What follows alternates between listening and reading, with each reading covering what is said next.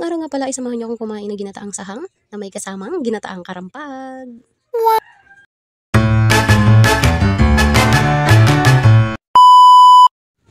Ngayong araw nga mga auntie ay samahan niyo akong kumain ng sahang na galing Bicol. Aba, isimulan mo ng maganda ng panyo at baka tumulo ang laway mo. Siyempre, unahin naman natin na lutuin ang sahang na ito. Hindi ko na nga pala na ipakita kung paano ito nilinisan dahil galing naman ito ng dagat.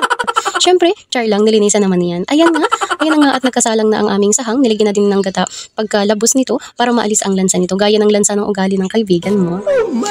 At pagkaluto nga nito ay sabi ko sa aking hardinero ay videohan ako at dapat ay maganda ang kuha, katulad ko. Para magmukha naman itong masarap kagaya ko. Oh my God! At syempre, sinama ko na nga pala ang karampag na galing sa kapitbahay pa. O diba, nangapitbahay pa ang auntie niya.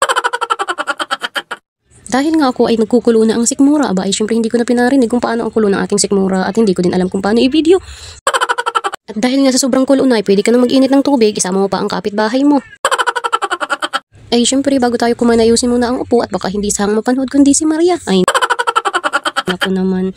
At dahil nga ay nga sinimulan ko na nga ang kumain, nilagay ko na lahat sa aking plato. Sobrang linamnam nga ng kaluto nito ay nakalimutan ko may mga kasama pala ako sa kainan. Ay takot naman sila sa camera kaya sinulo ko na lang ang camera. At habang kumakain nga ay syempre kasama rin ang ulam na kasama din ang ulam sa chismisan.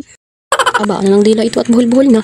Ay puro chismis nga naman at di tayo mabubuhay pag walang chismis. Aba mas masarap din kasi itong pulutan lalo na at ang kwentuhan ay ang iyong karibal.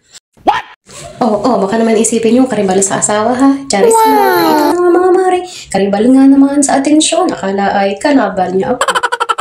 Ako naman ay walang pakialam kung ano ang sabihin niya basta ako'y kumakain lang. Sa kakadaldal ko nga hindi ko na namalaya na paubos na pala ang kinakain.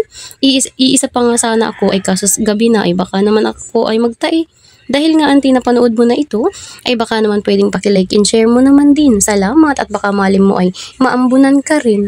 Ng biyayang ipagkakalat ngayong araw. Kaya kung ako sa iyo ay paki-like and share mo na ng aking video. Maraming salamat sa iyo, auntie ko.